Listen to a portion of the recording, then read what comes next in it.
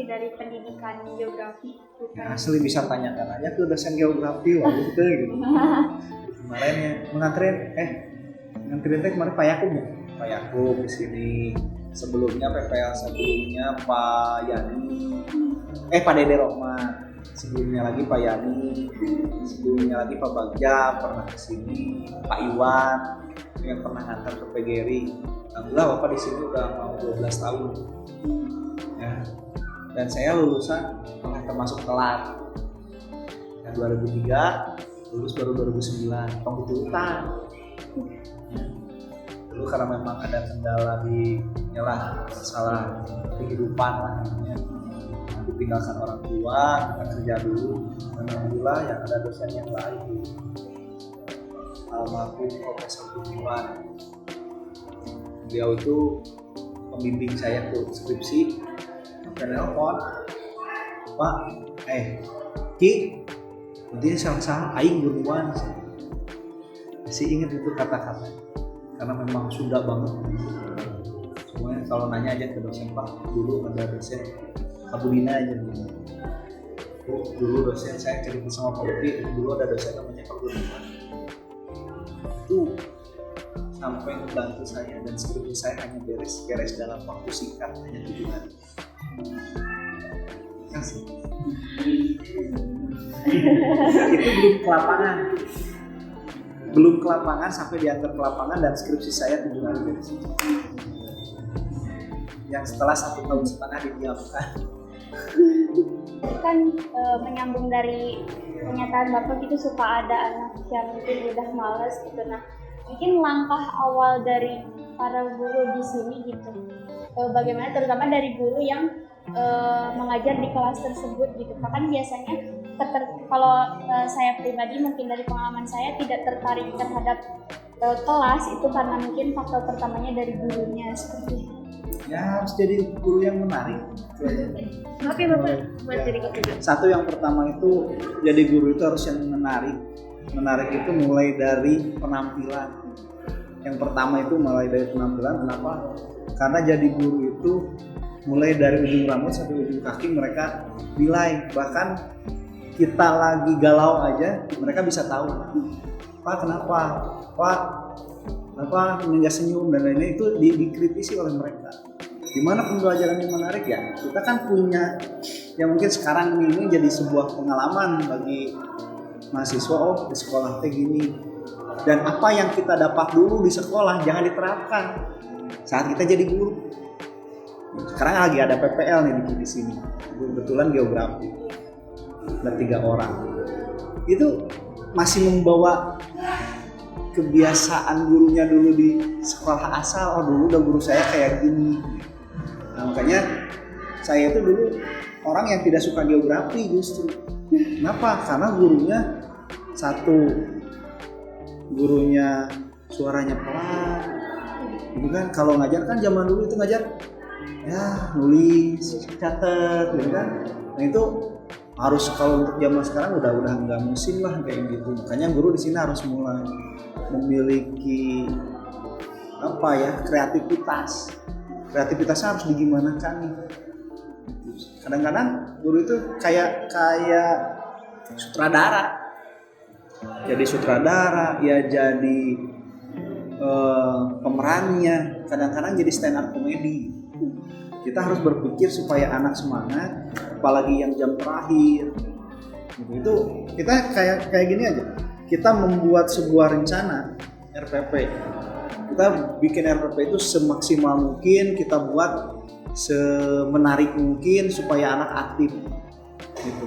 Pokoknya tidak ada yang berhubungan, ibaratkan tidak ada di dalam RPP itu yang guru itu sebagai inti di dalam proses gitu. Tapi semuanya melibatkan siswa. Student center lah pokoknya. Dalam pelaksanaan di jam pertama itu bisa jalan, tapi belum tentu di jam terakhir itu bisa jalan. Tapi kadang-kadang ya karakter siswa juga menentukan.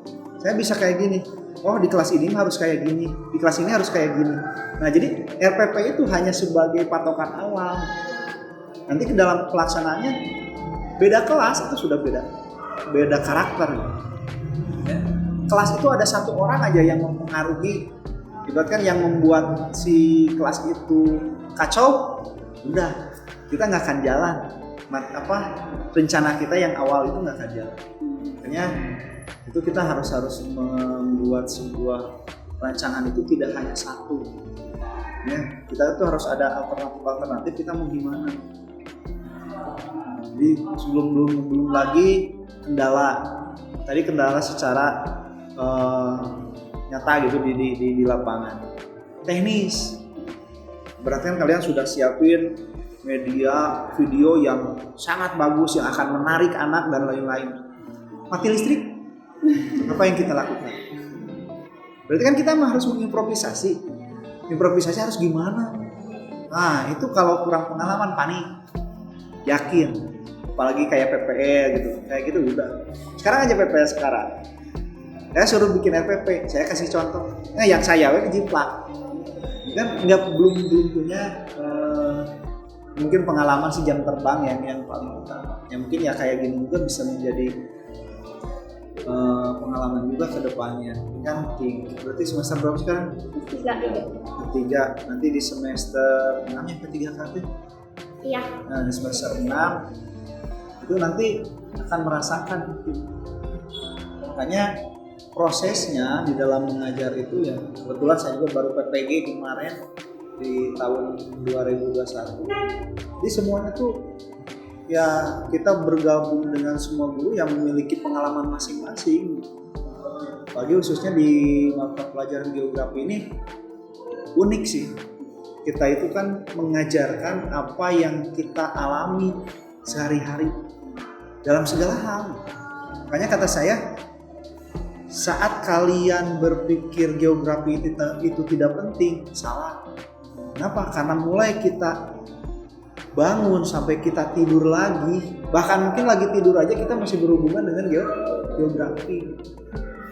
Jadi prosesnya itu kita harus kreatif. Bahkan saat kita terdesak mungkin ya yang pertama udah merasakan saat kita terdesak itu harus seperti apa. Apalagi siswa itu kadang-kadang nantilah bisa rasakan ke PPL itu pengen nguji. Kadang-kadang pengen nguji, ya si ibu teh bener tuh bisa tuh. Ya nanti akan rasakan. Nah prosesnya kita harus kreatif ini. Harus kreatif, kira-kira gimana. Bapak itu kadang-kadang gini, masuk ke kelas ini kayak gini, kelas itu udah beda lagi. Makanya ada kadang-kala si anak ini, tadi pelajaran Pak Uki apa? Ya, pelajaran Pak Uki apa? Ini. Pas di pelajaran di kelas dia, saya udah beda lagi caranya. Kenapa? Karena kita menyesuaikan kondisi. Waktu aja. Jam pelajaran, jam pertama sama jam terakhir kita nggak bisa disamain. Satu, kondisi anak udah capek. Guru naik pun sama. Kan? PPL mengajar dengan sekelas. Bapak ngajar berapa kelas sehari? Nah itu udah kondisi kita pun udah down. Nah untuk mensiasati itu gimana caranya? Udah sekarang itu kurikulum sekarang itu mudah karena semua hal itu dikaitkan dengan siswa. Jadi student center. Nggak ada lagi guru yang mau coba ngomong terus. Nah itu pun kadang-kadang perlu, tapi kita jangan sampai kita terus-terusan. Kebayang nggak? Bapak teh ngajar yang 8 jam hari ini? Senin ya? Nah, Senin. Yang Senin sama yang kelas 3. Itu kan 8 jam pelajaran. Bayangkan 8 jam pelajaran tanpa istirahat. Oh. Capek mual. Capek. Tuh, tinggalin banyak guru yang tumbang. Kayak ada guru sosiologi itu sehari 10 jam pelajaran full. Dari jam 7 itu sampai jam 2.40 full semua istirahat, hanya jam istirahat aja 2 kali itu sholat ya. Tumbang lain. Kenapa? Karena belum gurunya baru, belum punya pengalaman untuk bagaimana sih memanage waktu supaya tenaga kita juga tersave gitu, tidak semuanya habis. Iya jam pertama berdag kayak jam udah dua kelas aja, udah 2 kelas fisik kita udah. Karena ngajar itu kalau Bapak rasakan ya, nggak tahu sih guru lain tapi udah ya kayak gitu sih. capeknya lebih daripada kulit. Kenapa? Karena yang kita pakai bukan hanya fisik, ya fisik, ya otak, ya perasaan. Kenapa? Capek perasaan lebih capek tim lain. Benar nggak? Saat ada anak macam-macam, kita kan harus nahannya. Oh, capek itu ngajar bisa kelas. Nah, kamu. Tapi ngomong bapak ngajar, gitu kan? Biasa weh. Ya, jadi itu proses itu. Dan itu ya bapak juga nggak instan. Dulu saya lagi PPL, apakah lancar? Enggak. Ujian saya gagal. Kenapa? Karena ya proses pembelajaran itu tidak ya tadi kan saya udah nyiapin segalanya. Kendala teknis apa? Listrik mati atau infokusnya tidak mau connect karena kabelnya dan lain-lain lah. Itu kita harus gimana? Gimana membuat si anak menarik dengan ada kendala? Gimana ya? Makanya jadi guru geografi khususnya satu guru jago ngadongeng. Makanya guru geografi ada banyak pengalaman ke lapangan dan cerita-cerita yang itu harus nyata, ulah nggak bohong gitu. Nyata yang kita alami saat kita berbicara tentang sekarang ibaratkan kita sedang membahas apa ketahanan pangan. Nah si geografi betul hubungannya ketahanan pangan, ya kan? Ya kalau nggak ada pangan malah ya manusia gitu kan. Itu berhubungan dengan apa? Dengan sumber daya alam. Terus aja nyambung, geografi itu tidak akan pernah berhenti. Jadi si materinya itu terus berkaitan sampai akhirnya kita di mitigasi bencana di akhir di kelas 2 dan terus seperti itu. Ya. Tadi itu jadi supaya gimana sih mensiasati, tapi kalau untuk anak yang bermasalah ya itu memang bukan hanya karena kitanya. Ya saya juga bukan berarti semuanya disukai oleh anak, ya. Tapi ya ada juga anak yang geuleuh ka Pak Uki gitu, kunaon da sok nyarek wae. Nah itulah sekarang tantangan kita di dunia pendidikan itu karena sudah berubahnya ya kondisi. Ya, tantangan sebagai guru itu, padahal kan guru itu kalau zaman dulu gitu, ya walaupun kalian tidak mengalami. Zaman dulu itu kan kita berhubungan dengan mendidik. Saya mah dulu belajar dari orang tua, belajar dari guru ngaji kan di dalam Islam aja. Muslim semua. Dalam Islam mengajarkan budak kita sholat. Ini diomongan. Kedua diomongan. Katilu teu diomongan temempan di kumaha gitu. Ya kan? Itu kan mendidik zaman baheula. Tapi zaman sekarang itu sudah tidak bisa. Kita ngomong agak kenceng aja di orang. Baru saya alami. Nah, akhirnya akan muncul guru-guru yang antipati. Mana guru yang antipati? Nggak peduli, udah rekumahan, kurang ngajar. Akhirnya proses pendidik yang itu karena apa? Bukan saya menyalahkan orang, tapi sistem kita yang salah. Media kita yang menggembor-gemborkan kondisi guru seperti apa. Kan zaman dulu mau apa? Bicarakan bu guru, tapi ketika di baledog dan lain-lain, apakah orang tua marah? Dan budak lagi nggak kuat mental, udah kuat mental. Carikan ke guru, aku udah orang salah. Anak sekarang karena mudahnya media, apalagi adanya Komnas HAM anak, adanya ya yang dimanjakan oleh media dan sistem, akhirnya mental anak udah down banget. Akhirnya ya, guru juga serba salah di sana. Akhirnya ya banyak guru yang seperti itu. Daripada orang boga masalah, nyarekan budak, udah saya antep, beres ngajar, dah. Itu tantangan kita semua. Dah, wayana mahabet hayang jadi guru. Walaupun dalam kenyataannya ya seperti saya dulu tidak minat jadi guru. Saya itu sukanya ke teknik. Tapi mungkin ya karena doa orang tua, Bapak pengen anak Bapak salah satunya jadi guru. Dan saya sudah daftar ke Polban, saya daftar ke Polman, dan saya daftar SBMPTN dulu, SPMB dulu. pilihan pertamanya ke teknik biologi, bayalah teknik kene gitu. Pilihan keduanya ke geografi dan ya mungkin qadarullah gitu.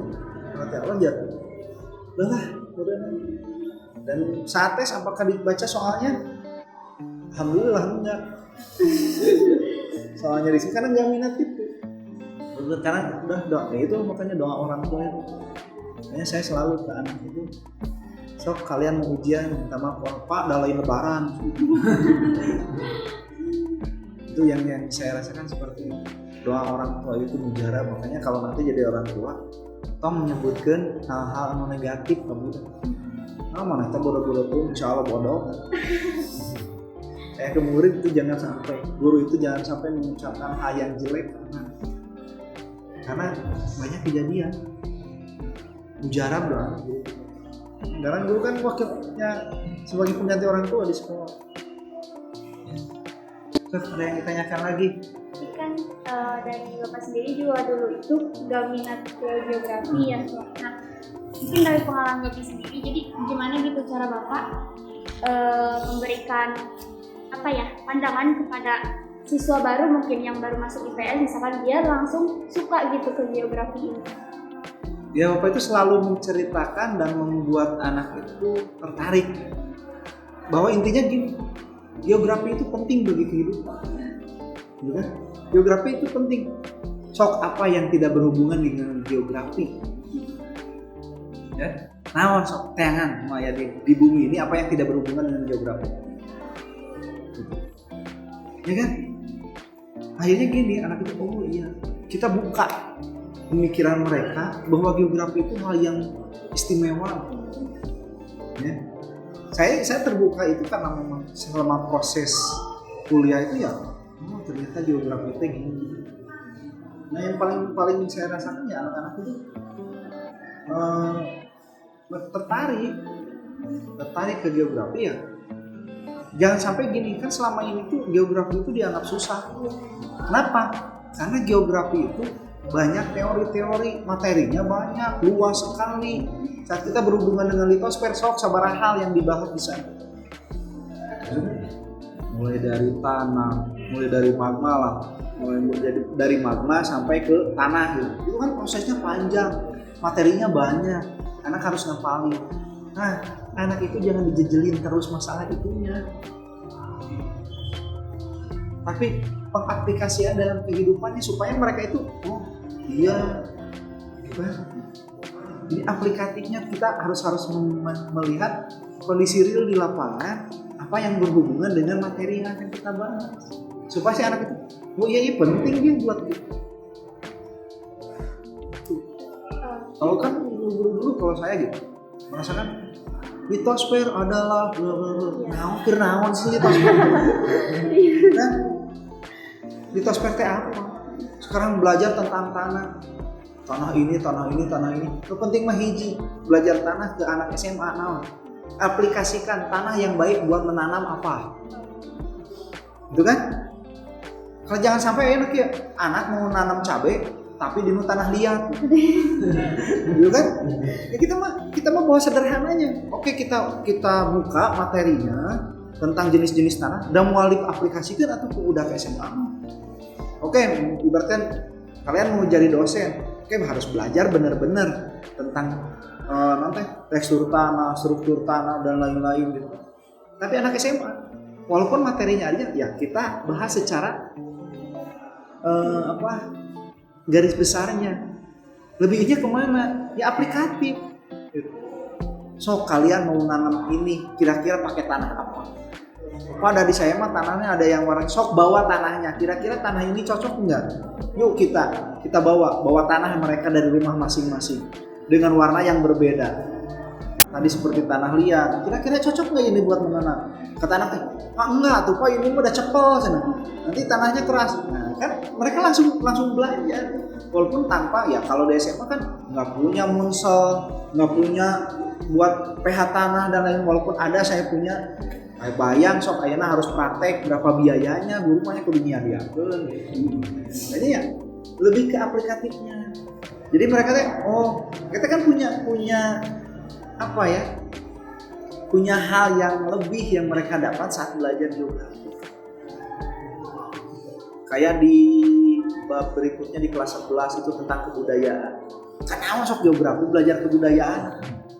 Terus aya di sosiologi, ya sudah ada di seni budaya, teknologi geografi ngebahas kebudayaan. Cik, Bapak mau nanya ke kalian, apa yang harus intinya yang diajarkan di bab kebudayaan di geografi? Ulang kan? Karakteristik daerah tersebut, Pak. Karakteristik. Terus karakteristik itu muncul karena apa? Karena interaksi dalam. Nah, intinya itu.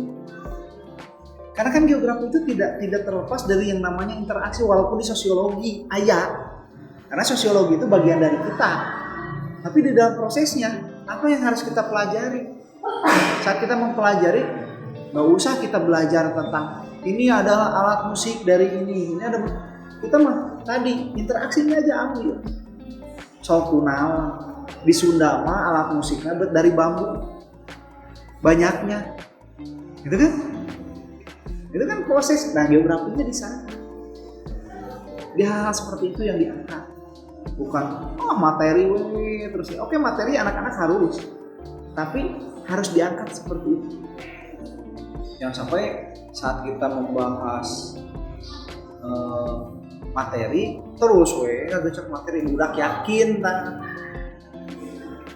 jenuh terus gitu kan, apalagi kalau lintas minat nih di kurikulum 2013 itu ada yang namanya lintas minat. Bahwa kan merasakannya ada yang dari IPS, lintas minatnya ada yang geografi, IPA ada IPS sebenarnya, ada yang IPA maksudnya. Nggak ada. Itu lintas minat dulu kan suruh milih sendiri. Geografi milih tak? Karena guru kelas Cina itu kan karena dulu di sekolahnya belajar IPS-nya geografinya tidak menarik dan susah katanya geografi. Akhirnya milih lintas minatnya antara lamun kan di IPA itu lebih ke geografi ekonomi, jadi ekonomi. Padahal ekonomi lebih liar di ujian, lebih liar ngitung dan lain-lain. Apa kadugu ngabi kan dulu UN adanya. Kadugu ngabi bala untuk milih geografinya di pasar. Jadi nah itu harus jadi guru itu harus kadang-kadang kita harus jadi sule. Jadi sule. Aku jago ngabodot. Untuk apa ya mensiasati itu? Itu. Mungkin hambatan dalam mencapai tujuan pembelajaran yang udah disusun gitu baik dari Ya banyak. Ya hambatannya yang paling utama itu ya faktor kondisi anak. Itu yang pertama. Kadang-kadang kan yang saya tadi lah, kita udah punya rencana gini di dalam pelaksanaan si anak udah down gitu, udah capek dan lain-lain. Itu susah bagaimana mengembalikannya itu. Kalau yang udah ke lapangan merasakan, ya, kita dari rumah udah gini, pas ke lapangan, mentok di mana gitu. Kayak gini, jadi itu hambatan di dalam mencapai tujuan. Cuman ya kita juga punya kan di dalam proses sebelum kita membuat kita ke kelas. Makanya saya ke PPL juga harus sebelum ke kelas RPP harus sudah jadi. RPP itu dari mana? Kita kan punya ada hal yang harus kita buat. Administrasi guru itu bukan hanya RPP saja loh. Ya, apalagi di sini kan pengelolaan pendidikan. Yang pertama harus kita buat apa coba? Secara administrasi. Sebelum kita masuk ke tahun ajaran baru, apa yang harus kita buat pertama? Jadi ada proses yang harus kita lalui sebelum kita terjun ke lapangan. Yang pertama kita harus membuat apa dulu? Sebelum ke silabus, kita lihat kalender akademik yang dibuat oleh kurikulum. Dari kalender akademik kita turunkan menjadi minggu efektif. Ya, kan dari kalender akademik itu ada minggu efektif tuh. ya, ada libur, ada kegiatan PAT, PAS, PTS gitu kan. Itu jadi tidak efektif. Kenapa? Karena proses pembelajaran tidak akan terjadi di sana. Maka kita bisa merencanakan membuat RPP itu berawal dari kalender pendidikan, minggu efektif, program tahunan kita berapa KD, berapa indikator, nanti kita buat waktunya berapa JP. Baru nanti program semester. Nah, di dalam program semester itu kita bisa menentukan, dan harus ada spare waktu. Spare waktu itu supaya apa? Nah, kegiatan-kegiatan seperti ini yang kita tidak bisa kita sangkal untuknya. Kita sakit, itu kan tidak bisa ke sekolah dan lain-lain. Itu harus bisa ada spare waktu untuk itu. Jadi di dalam program semester itu kita bisa menentukan, ibaratkan bab 1, KD 1, indikatornya ada berapa pertemuan sesuai dengan kondisi real. Tadi minggu efektifnya berapa, kemudian di program tahunan dan terus turun. Dan yang banyak kejadian itu antara minggu efektif, antara program tahunan, antara program semester itu tuh nyambung. Turun ke RPP, turun ke silabus, itu waktunya beda. Makanya saya mah kalau saat menilai itu ya lihat aja dulu program tahunannya gimana, program semester gimana, RPP-nya nyambung enggak waktunya. Itu yang harus kita siapkan. Itu administrasi. Jadi proses di dalam pembelajaran itu ya katanya harus semenarik mungkin.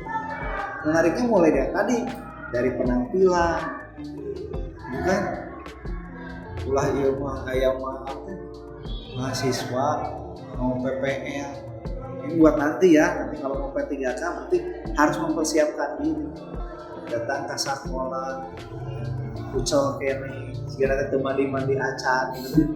Dulu pernah ada. Bahkan kalau ke SMA 2 nanti kalau ada yang PPL di SMA 2, apalagi perempuan langsung dipanggil dulu. Sini.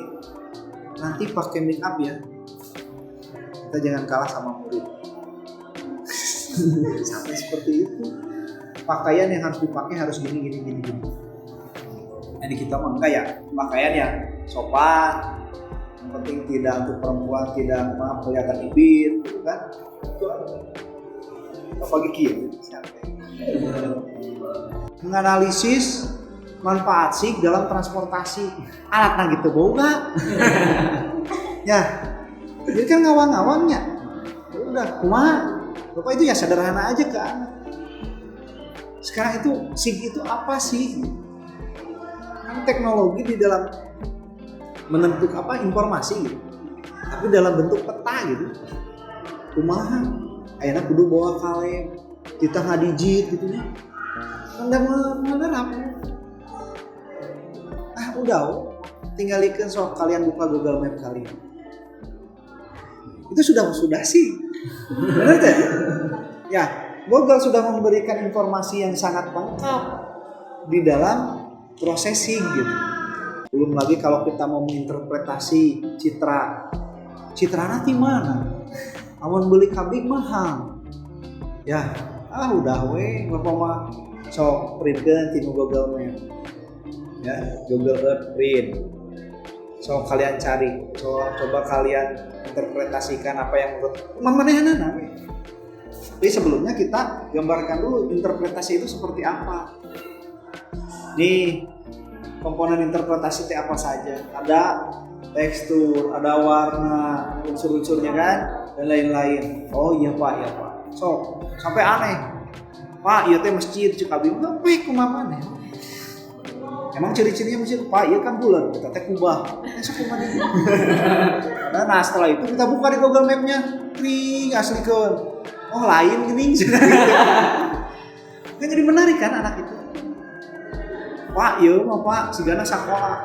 Oh nya, karena kan ciri-ciri dari sekolah itu bentuknya kan kotak gitu kan, kalau enggak L ada lapangan. Ternyata pas dibuka lain, itu adalah rumah sakit. Bisa kan ini apa? Menarik gitu. Jadi buatlah semenarik mungkin, ya mungkin Bapak juga masih terbatas gitu kan. Terbatasnya ya ke umur, kadang-kadang gua dibikin dia tuh mungkin malas, karena capek, kerjaan banyak, karena kurikulum itu kerjaannya di sana nggak pernah berhenti kerjaan itu saja.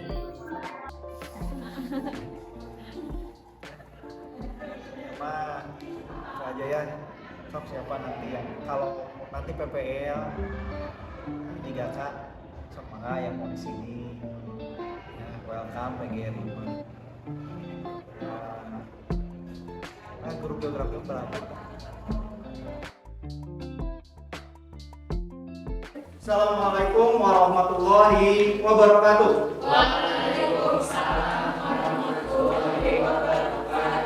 Ya, alhamdulillahirobbilalamin.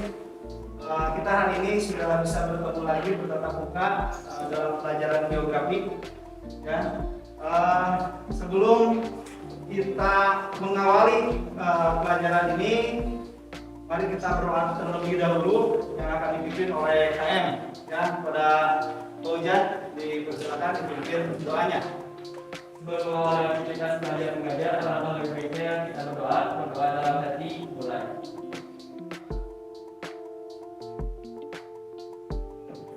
Berdoa di depan. Ya, terima kasih Pak Ujan. Ya, seperti biasa mengawali pelajaran geografi, Bapak ingin kalian menyanyikan lagu Indonesia Raya supaya kita semakin cinta terhadap tanah air kita. Ya, sebelumnya kita berkeliling terlebih dahulu.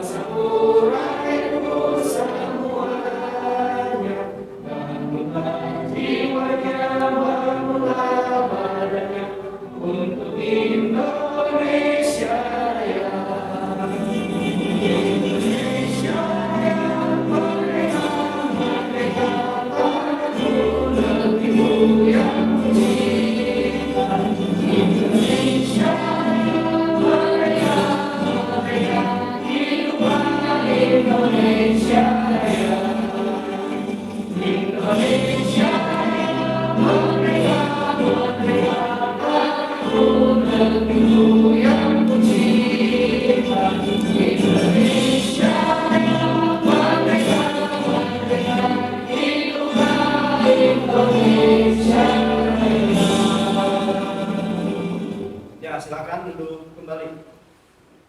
Ya, apa kabar? Sehat? Sebelumnya Bapak ingin absen terlebih dahulu, ya. Absen terlebih dahulu. Yang pertama, Amelia ada? Andira?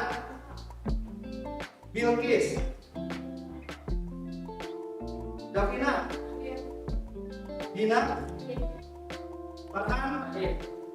Fauza? Mama Rizky? Laura? Nova? Seni? Alhamdulillah ada semua ya.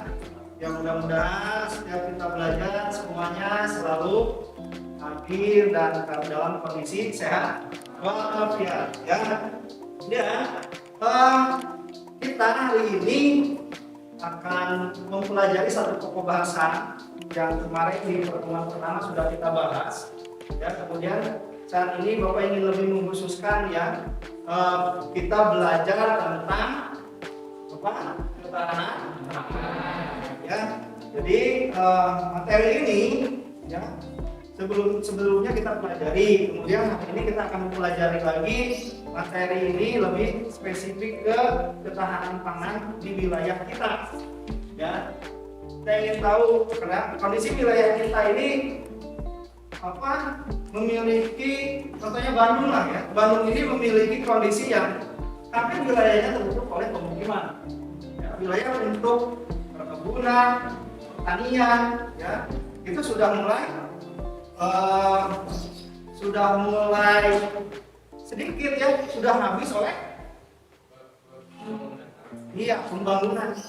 Ya, makanya kita harus bisa ya, bagaimana kalian nanti akan memiliki sikap terhadap kondisi ini. Ya, oke. Ya, Bapak ingin tahu dulu apa sih ketahanan pangan itu? Amin. Ya, amin.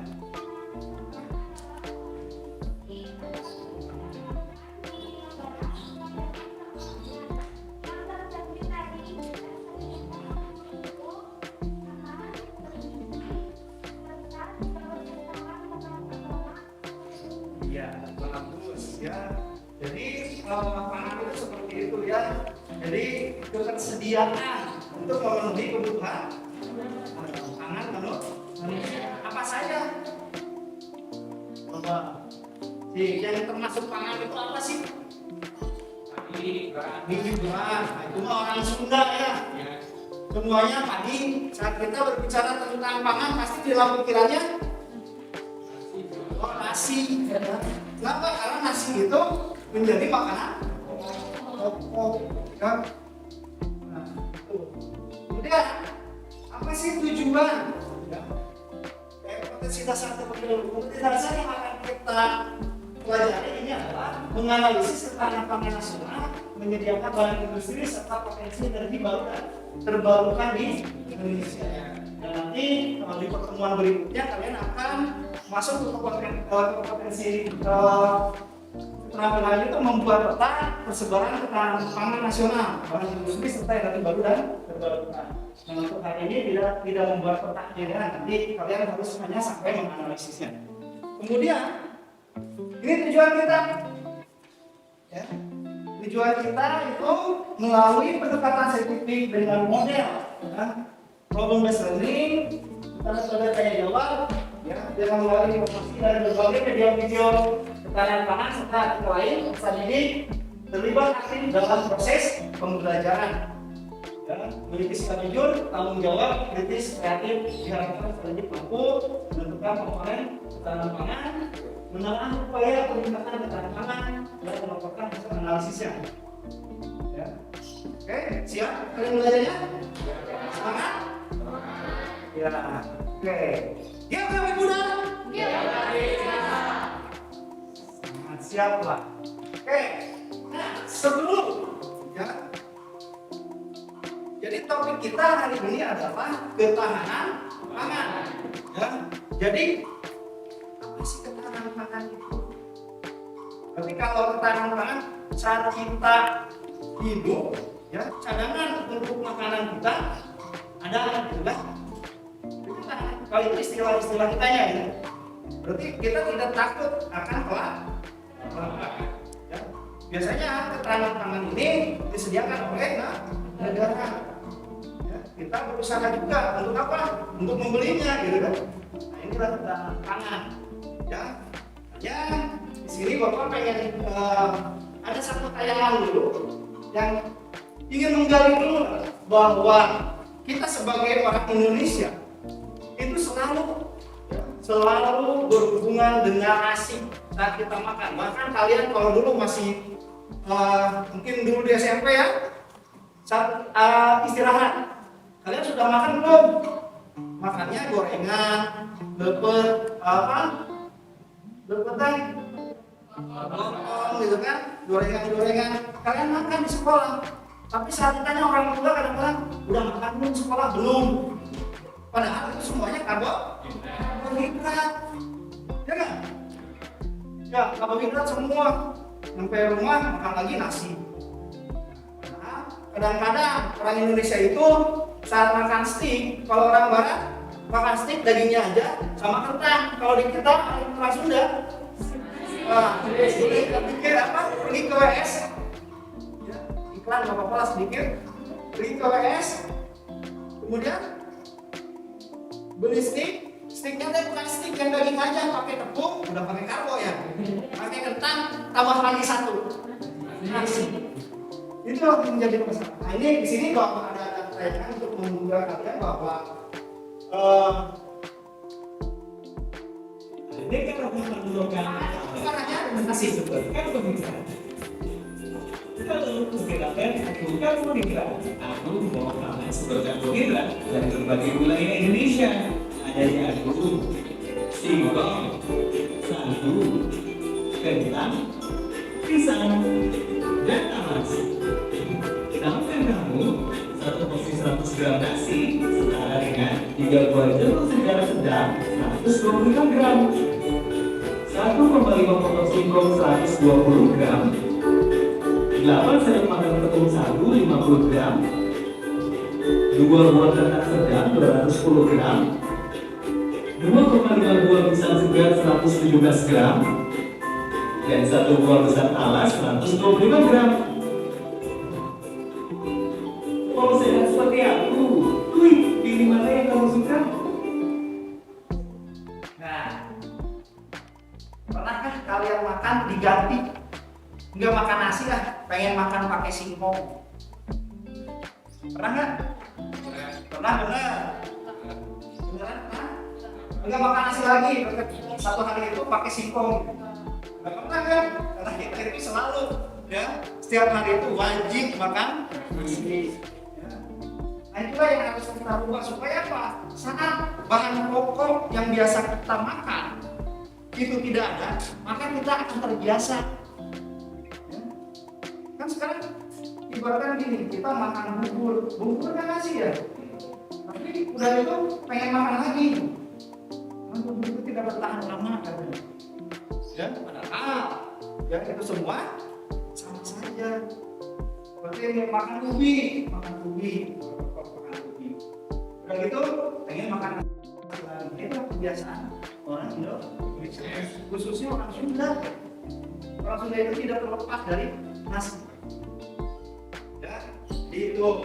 Nah, kita akan masuk ke pembahasan pangan, ketahanan pangan itu apa? Di sini ada video tentang pengertian faktor-faktor kalau kalian pahami, kemudian kalian nanti Bapak ingin tahu kalian ungkapkan apa saja faktornya, apa saja ketahanan pangan. Oke. Ada ketahanan pangan, ada faktor pangan. Coba siapa yang bisa menjelaskan apa itu ketahanan pangan?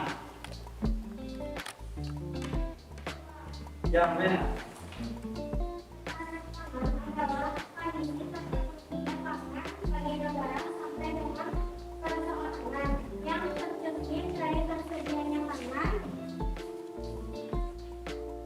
Yang cukup, aman, bergizi dan beragam serta tidak bertentangan dengan agama dan keyakinan.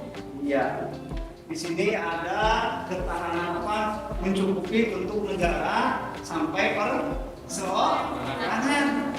Ya, negara sampai perseorangan berarti kita sendiri bisa mempertahankan gitu, ketahanan pangan kita harusnya. Dengan cara apa? Nah, nanti itu yang akan kalian analisis ya. Nanti kalian harus seperti apa? Harus bersikap seperti apa? Tadi sudah dijelaskan bahwa pangan itu bukan hanya nasi. Kita kalian udah satu ilmu tuh dapat tuh. Bahwa pangan itu bukan hanya nasi. Karena kelebihan nasi pun tidak banyak. Ya. Saat kalian makan nasi, nih, makan nasi satu piring, kemudian lauknya hanya nasi tongkol atau ayam sedikit, tapi banyak nasinya, apa yang akan timbul? Saat kalian mau pergi sekolah, nasi 2 centong, Kemudian ayamnya pahanya dibagi dua. Maka pergi ke sekolah. Saat datang ke sekolah apa yang terjadi? Nah, beda dengan orang Jepang. Saat orang Jepang itu sarapan, apa yang dilakukan? Makan ikan yang banyak, ikannya ibaratkan 1/4, nasinya hanya sedikit terbalik. Makanya kalau banyak protein kita akan semangat. Beda dengan saat makan nasi banyak, karbonya banyak, proteinnya sedikit, maka yang akan muncul adalah lemas, ngantuk. Ya, nah itu. Jadi harus seimbang. Makanya dalam proses makan itu tidak sembarangan, harus sehat, kalian harus juga dinyatakan baik atau halal menurut agama. Ya, sekarang ngeri, gogol gitu kan, itu dimakan gitu kan, itu kan ngeri gitu kan. Di berita kan banyak sekarang di pasar-pasar menjual daging guguk gitu kan, itu sangat ngeri. Ya, yang kita bisa makan ya kita sudah tahu sendiri apa dagingnya, daging sapi, terus kemudian daging ayam, kemudian daging kambing, mungkin kalau lagi kurban juga ada yang menyembelih unta. Itu sudah disyariatkan di dalam Islam. Kita warga memeluk agama Islam. Kalau yang aneh-aneh janganlah. Karena itu ada yang makan daging kodok, ya biasanya disebut apa? Suike, ya. Daging kelelawar dimakan, ya padahal kelelawar itu sumber dari penyakit corona, ya COVID, itu bahaya. Makanya jangan sembarangan lah makan. Makanlah makanan-makanan yang bergizi. Biar tadi faktor dari ketahanan pangan apa saja? Lahan, iklim, cuaca, teknologi, ya. Lahan, iklim, cuaca, dan teknologi. Lahan pasti wajib kan? Adanya lahan maka pertanian dan perkebunan bisa dilakukan atau dilaksanakan. Tanpa lahan bisa nggak? Kita lihat nanti. Bisa juga sebetulnya. Ya. Kemudian apalagi lahan, iklim. Ini yang sangat mempengaruhi terhadap kualitas ataupun ada tidaknya pangan di suatu negara. Ya, kita lihat. Dan faktor ketahanan pangan tadi apa saja? Ya, ada lahan, kemudian iklim, dan cuaca, dan ini ya, tadi ya, lahan ini sangat diperlukan sekali. Ya. Kemudian iklim, wah ini apa lagi? Kita lihat, masih ingat nggak dengan materi sebelumnya kelas 10 tentang cuaca dan iklim? Itu mempengaruhi pertumbuhan suatu tumbuhan berhubungan dengan materi kelas 11 ya, tadi materi sebelumnya kita di pertemuan sebelumnya tentang flora dan fauna. Itu sangat dipengaruhi terhadap iklim, persebaran flora fauna itu sangat dipengaruhi terhadap iklim. Kenapa? Karena kita lihat contohnya sayuran cocoknya ditanam di wilayah yang mana? Rizky, kenapa di dataran tinggi? Terus apa lagi dengan cuacanya, iklimnya? Dingin, ya sejuk. Biasanya sayuran itu bisa ditanam di wilayah yang memiliki iklim atau suhu yang sejuk. Biasanya di dataran tinggi. Nah, kita lihat dataran tinggi biasanya selalu memiliki suhu yang sejuk, lebih dingin. Karena tekanan udara di sana adalah tinggi. Ya, itu sangat berhubungan dengan iklim. Kan ada ibaratkan bisa nggak di Arab? Iklim apa itu? Gurun ya, bisa nggak di gurun menanam sayuran? Sekarang bisa dengan menggunakan teknologi ternyata. Contohnya Amerika itu ya sekarang sudah mulai menanam sayuran itu menjadi industri. Dia menanam sayuran itu pakai kayak di pabrik, kemudian cahaya mataharinya diganti dengan LED.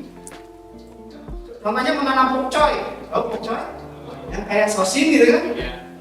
Itu pakai rak, pakai hidroponik, ada yang pakai tanah, kemudian mataharinya diganti dengan LED, lampu LED. Mereka sudah mampu seperti itu. Ya. Kemudian iklim dan cuaca tadi sangat berpengaruh sekali. Ya. Contohnya strawberry biasanya ditanam di wilayah yang sejuk. Bisa nggak ditanam di berarti kota Bandung, di tengah-tengah kota Bandung? Bisa ditanam, tapi hasilnya berbeda. Kalau di Lembang itu besar-besar, ya manis. Coba di kita ditanam, jadi tapi asam ya. Kemudian kecil, biasanya seperti itu. Karena cuacanya tidak cocok. Ya. Nah, tapi teknologi sangat berpengaruh lagi. Di negara kita, contohnya apa saja penerapan teknologi dalam ketahanan pangan atau pertanian saja. Coba teknologi. Menggunakan traktor dalam bertani. Kemudian apa lagi? Pernah nggak mendengar pemerintah membuat bibit tanaman padi yang asalnya biasanya ditanam di tanah yang basah, sekarang bisa ditanam di tanah kering atau di pot bahkan ya. Pernah dengar nggak? Nah itu salah satu teknologi merubah, gitu kan? Merekayasa itu teknologi. Selain itu tadi kata di Amerika, di Jepang itu teknologinya. Bahkan kalau di kita untuk menebar pupuk di kita masih manual kan? Pakai apa?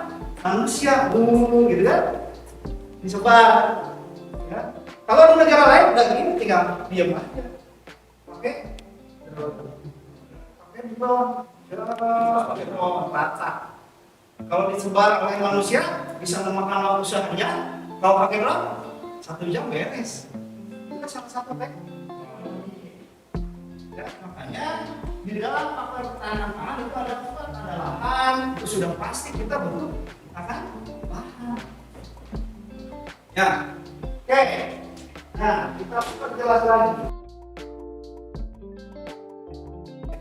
Nah, sekarang ya kalian Bapak sudah bagikan tadi LKPD-nya. Ini nanti link yang akan kalian harus yang bisa kalian buka. Itu ada 3 link. Yang pertama itu yang ada di LKPD, yang kedua itu tentang penelitian tentang pangan. Kemudian yang ketiga itu link tentang data di Jawa Barat, ya. Data di Jawa Barat tentang pangan di Jawa Barat itu, ya, ada di BPS, ada Badan Pusat Statistik. Jadi nanti kalian tugasnya ada 2. Yang pertama itu kalian menganalisis dari artikel ini, ya, yang sudah kalian pegang. Kemudian ini analisisnya silakan baca artikel yang kalian pegang, kemudian kalian telah bagaimana upaya yang harus dilakukan oleh kita, warga kalian sebagai warga Kota Bandung, ya, supaya kita bisa menjaga ketahanan dari permasalahan itu. Kemudian yang keduanya, nah istilah data yang di bawah itu, ya, nama bahan pangan, kemudian daerah di Jawa Barat, persebarannya di mana, kemudian ini yang harus kalian cari dari link BPS tadi. Contohnya kalian bisa dilihat di Google lah sebelumnya. Penghasil ayam di Jawa Barat, nanti data BPS-nya akan keluar. Atau bisa langsung melalui link yang tadi. Ya, silakan linknya di buka. Ya.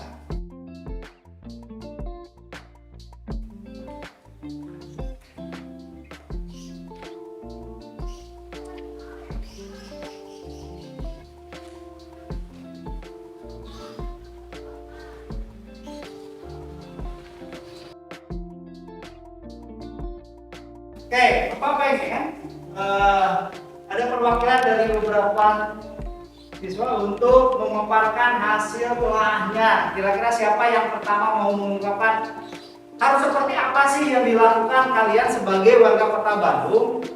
Kalau kondisi Kota Bandung itu seperti ini, kan kalau lama-lama ya daerah lain juga ibaratkan lahannya sudah hilang, kan? Lahannya hilang, kemudian kualitas ataupun banyaknya produk dari pangan ini berkurang. Kalian seperti warga Kota Bandung seperti apa? Ya, coba Bapak pengen tahu siapa yang mau mengungkapkan hasil telahnya. Rizky, Pak Ujang, Gana, Amel, Pak Ujang, siap? Oke, Bapak pengen berdiri lah biar kelihatan di depan. Boleh. Harus seperti apa? Coba Pak Ujang sebagai warga Kota Bandung akan seperti apa? Kalau menurut saya, di sini kita harus ambil dari kebijakan pemerintah. Karena apa? Dari sini kita harus membuka lahan pertanian yang baru. Karena kenapa? Karena khususnya di Jawa Barat, pemukiman dan lahan khususnya buat lahan pertanian itu semakin tergerus oleh pertanian, oleh perhotelan dan pemukiman lainnya. Jadi di sini juga kita harus ambil dari kebijakan masyarakat warga Jawa Baratnya mengenai tentang pemakaian bahan pangan tersebut, Pak. Kayak misalkan kita nggak terlalu terfokus dari beras, akan tapi kita juga bisa dari jagung, kentang dan ubi-ubi lainnya. Terus dari sini juga kita harus memanfaatkan kehidupan kita untuk menjadi lebih baik lagi. Karena kenapa? Karena tatanan dunia itu akan semakin berubah jika zamannya semakin maju. Kesimpulan untuk ya, tadi Pak Ujang mengungkapkan ya bahwa satu dari pemerintahnya berarti pemerintah harus memiliki kebijakan untuk tadi membuka lahan, karena di dalam artikel juga menyatakan bahwa tadi mulai ada pembukaan lahan untuk di Kota Bandung ya, khususnya itu di wilayah timur gitu kan, di timur Kota Bandung. Kemudian apalagi tadi tidak hanya menggunakan makanan nasi saja. Kemudian apa lagi? Jadi Pujan, kita sebagai warga ya harus melihat sama memposisikan diri kita harus seperti apa nanti. Ya, itu yang diungkapkan oleh Pujan. Yang kedua ya Pak Pede adalah kalian mencari wilayah persebaran dari pangan. Bagaimana di Jawa? Coba Bapak pengen lihat ya, apa saja ya, tadi yang 10 pangan itu coba dari daerah mana saja datanya. Bapak pengen di sini Bapak sudah sediakan garis-garis dan bahan pangannya. Coba kalian tempelkan hasil pencarian kalian dari mana saja wilayah persebaran dari pangan itu di Jawa Barat. Dina,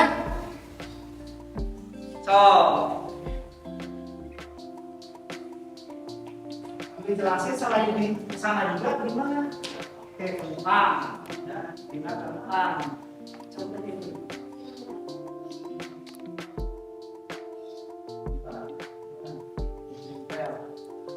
Kentang dari mana? Kabupaten Bandung yang ada di Bangka.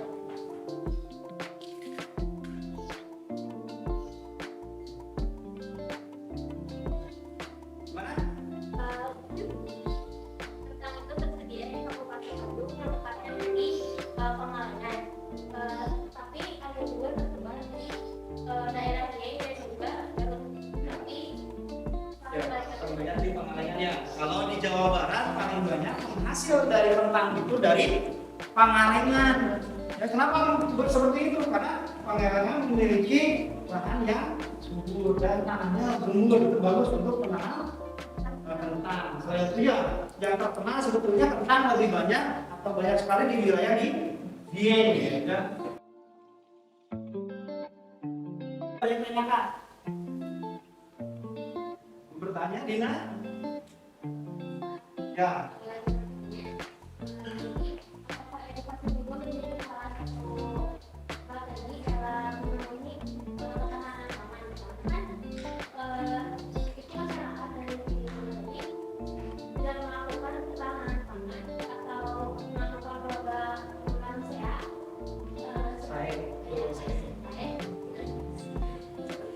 sebelum adanya sosialisasi dari pemerintah pertanian. Ya. Bagus. Butuhkah nanti apa? Pendidikan lah ya untuk ketahanan pangan ini sangat butuh. Salah satunya kita sedang belajar ini. Ya, selain tadi itu adanya program pemerintah dalam hal buruan saya itu salah satu ya supaya untuk mempertahankan ketahanan. Coba bisa nggak kalian simpulkan kalau sudah kalian melihat proses pembelajaran hari ini apa yang kalian dapat? Coba paham setelah kalian belajar tentang materi ini apa yang kalian dapat ya. Bapak pengen kalian menyimpulkan apa yang kalian dapat, apa yang kalian bisa rasakan setelah belajar ini. Yang dari akan dapat kita ada pangan pangan putri ya. Jadi kita dan semua PT kalau bisa menanam berubah sama ikut serta dalam menjual saya Pak. Ya, bagus. Bukan untuk Farhan. Coba. Ya, Bapak ucapkan terima kasih untuk Rizky, Fauzan, Amel semuanya yang ada di sini sudah sangat bagus sekali dalam proses belajar ini aktif ya. Jadi nanti kalian ya perlu ya kalau bisa setelah belajar ini punya Bapak juga lagi mencoba di rumah kemarin menanam cabai ya, cabai domba, cengkeh domba itu ternyata diserang hama harus seperti apa? Bapak cari di YouTube. Oh ternyata pakai sabun cuci piring. Sama Bapak disemprot pakai sabun cuci piring. Ternyata malah mati. Nah itu betulnya edukasi ya. Jangan semuanya di ini. Itu ternyata di YouTube banyak kalau ada hama kutu putih itu pakai sabun cuci piring 2 tetes dalam 1 liter. Semprot sama Bapak. Besoknya daunnya jatuh semua. Itu kan perlu Bapak juga butuh melakukan itu. Oke, hari ini banyak sekali ilmu yang kita dapat tentang pangan. Kemudian hal yang paling harus kalian perhatikan adalah tadi, ya. Kemudian masalah yang menjadi masalah di Bandung itu mudah-mudahan kalian bisa itu apa mengatasinya ya. Mungkin untuk hari pertemuan berikutnya kita akan membahas masih pokok bahasan ini ya, tapi tentang penyediaan barang abadi industri dan lain-lain ya. Oke, yang kami muda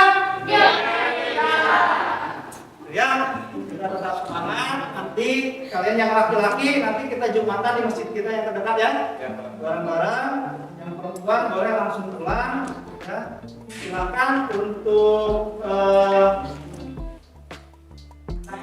dipimpin doa dulu sebelum kita pulang. Kita berdoa dulu supaya di perjalanan kita diberikan kelancaran, keselamatan ya, dan mudah-mudahan apa yang kita pelajari hari ini itu menjadi berkah untuk kita, untuk Bapak sendiri. Dan kalian juga nanti dalam keadaan sehat selamanya, karena dengan kondisi seperti ini kita harus selalu menjaga kesehatan ya. Ada pertanyaan lagi? Sudah? Puas? Mudah-mudahan tidak puas ya. Bapak ingin kalian tidak puas dalam hal belajar. Kenapa? Saat kita tidak puas dalam hal belajar, maka kita ingin belajar. Sama halnya kita tidak puas akan makanan, kita ingin mencoba lagi, kan? Benar nggak? Itu. Jadi jangan pernah puas akan belajar. Belajar terus, karena belajar itu tidak ada batasnya. Ya. Terima kasih. Silakan Pak Ujan, pimpin doa untuk